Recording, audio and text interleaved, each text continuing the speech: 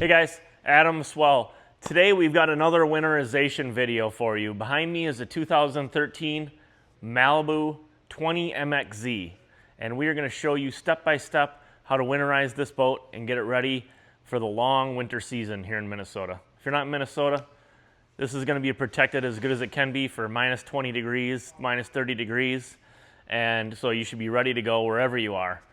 Follow along step by step as we tackle this project. We'll walk you through step by step how to drain the block, fill it with antifreeze, and every other thing we check and go through to get this boat ready for the winter.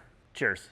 First thing we did was punched in the code and checked how much gas it had, and it was pretty low on gas. And we put seafoam in all the gas tanks, and that's the first thing we do because we're going to run up the engine, make sure it runs good, run the antifreeze through it and everything like that. So that'll just let it get in as much as possible. You want to put 1 ounce per gallon of seafoam in this tank. So I have the seafoam in this graduated container here with measurements, and I'm just going to pour it into the gas tank.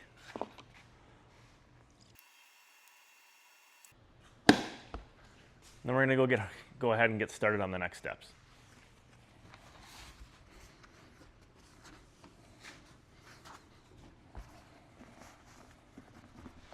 All right, the next steps for us is to go ahead and drain the ballast. We're going to make sure the ballast is all drained. And before I like to start this project, I always like to go to the Indmar website, and they have manuals by year. You can go ahead and print out the manual. It'll tell you exactly how to drain the block, what hoses you need to loosen, where the plugs are, things like that. So I went ahead and printed Chapter 7, Storage and Winter Layout, and I'm going to use this as a guide as we walk through the winterization process, and it'll tell me exactly what to do. And then once we get everything drained, we're gonna refill it up with antifreeze, and then we should be good to go. So now that we're on this Malibu, we're on the ballast, the MLS settings here. We're gonna just hit drain all. It'll turn the pumps on. It'll run everything until water quits coming out. We're in the warehouse, so we can tell if water's coming out of the ballast system or not. We're just gonna make sure everything's drained.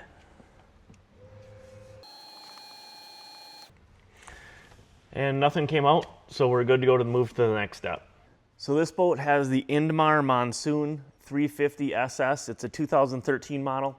So we printed out the guide here. You can read through it. It tells you exactly how to do it. This boat does have cats. So in that case, we don't want to fog the engine through the intake.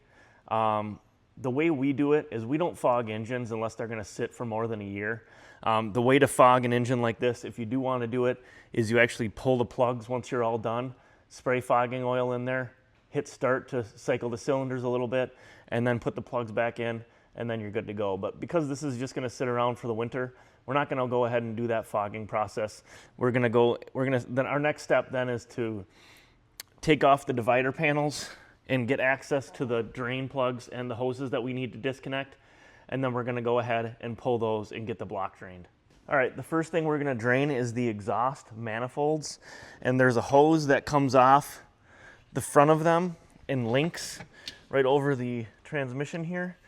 And we're just going to go ahead and undo this hose.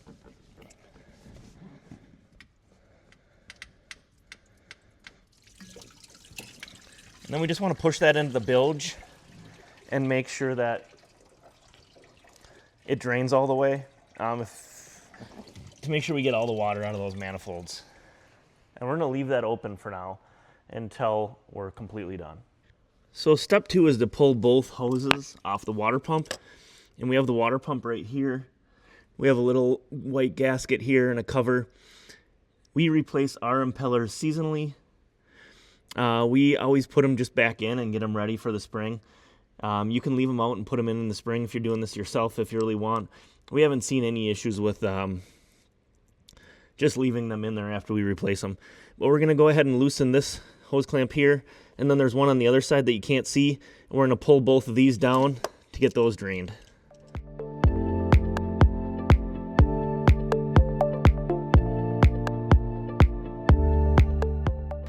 Now that we got that one loose, we're just going to stick it down in the bilge. And the last thing we have to drain is the tranny cooler, which is right here on this boat.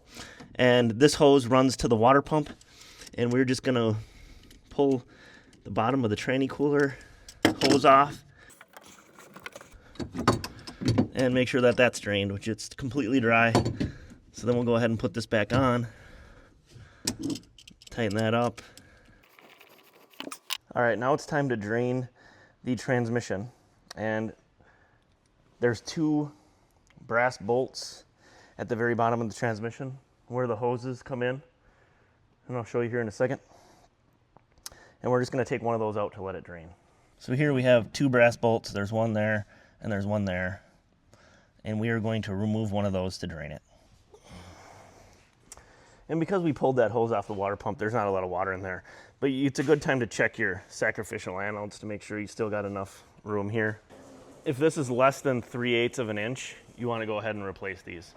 Here in Minnesota, we don't really have an issue with them much, but depending on where you live, just check it out. Now that that's drained, we're going to go ahead and reinstall this. All right, we're back in business. On each side of the motor, there's going to be a drain for the block. And on this side, we can see the knock sensor here. We're going to go ahead and undo that and let the block drain. In this case, this one on this side, which is the starboard side, is a 1/2 inch.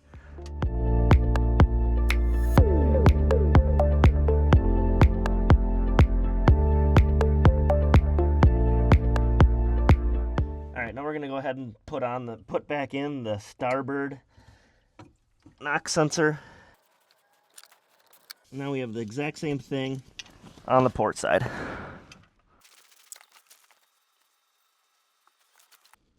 All right, and now we're going to put back the port side knock sensor.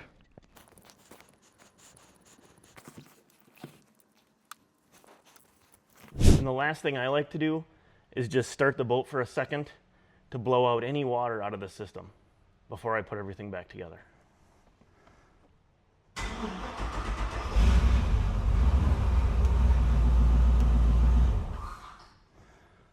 Now we're going to go ahead and put the hoses back together, and then we'll get ready to put antifreeze through the system. All right, we got everything drained on this boat.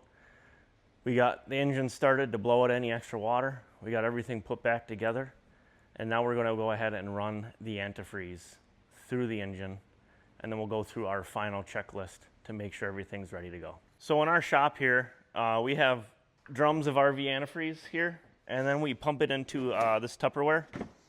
And we just use a ballast pump actually, hooked up to this battery. And then we have a sump pump in there that pumps antifreeze to the boat so that we can get the antifreeze in there into the system. If you're doing this at home, I recommend removing the raw water intake hose off the through hull and just take a gallon jug and just pour antifreeze down while the boat's running. You're gonna use 5 to 6 gallons on average if you have an open cooled like raw water system. If you have a closed cooled system, probably more like 3 to 4 gallons. So make sure you get enough RV antifreeze. We use -50 propylene glycol, 100%. We don't want any alcohol in the system, so we use the propylene glycol. But that works. There's lots of other ways to get antifreeze into the system, but that's the easiest way that I've seen if you don't want to, set up yourself with a pump and stuff system like this. But we're going to go ahead and put the fake lake on the through hull, and then we'll go ahead and open the valve and pump it and start the boat. Pump antifreeze through the system until it comes out of the exhaust, and then go through our final checklist. We got our fake lake under there. We're going to go ahead and start the boat, and then we'll open up our valve to pump antifreeze through the system.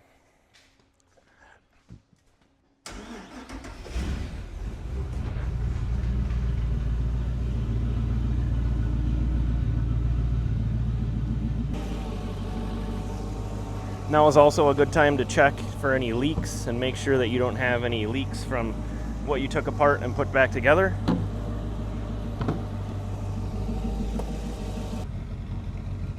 All right, now we can see it coming out of the exhaust. It's nice and red colored of the antifreeze. We're gonna go ahead and shut the boat off, turn the valve off.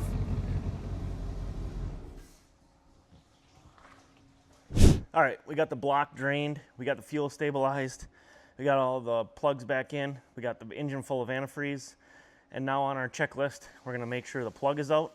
We're gonna put the plug in the driver's cup holder here. If this boat had a key, we would put it in the glove box. We're gonna unhook the batteries. We're gonna tag it winterized to make sure we remember that it's winterized, and then it is off to storage.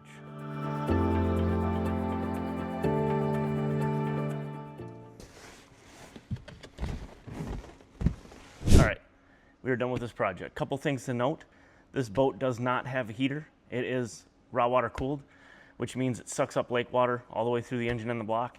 And if it did have a heater, that water would go through the heater up by the driver seat here in front of the subwoofer in this case. And if you have one of those, you need to unhook both hoses at the block, put one down in the bilge, and blow low pressure air through the other one. Don't use a compressor, it can ruin it. So like if you have an air pump or something, blow out until the water quits coming out the other side.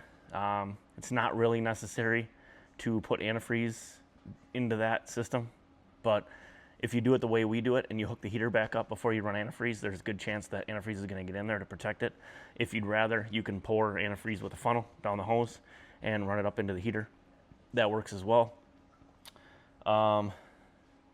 We do these for you guys to make sure that you can maintain and safely winterize your boats. If you like these videos, make sure to hit like and subscribe to thank us for doing these, and just to make sure other people see them and can help themselves as well. We hope this helps, guys. Cheers. Ask us any questions in the comments. We'd be happy to answer any questions you have, and hope it helps. Thanks a lot for watching.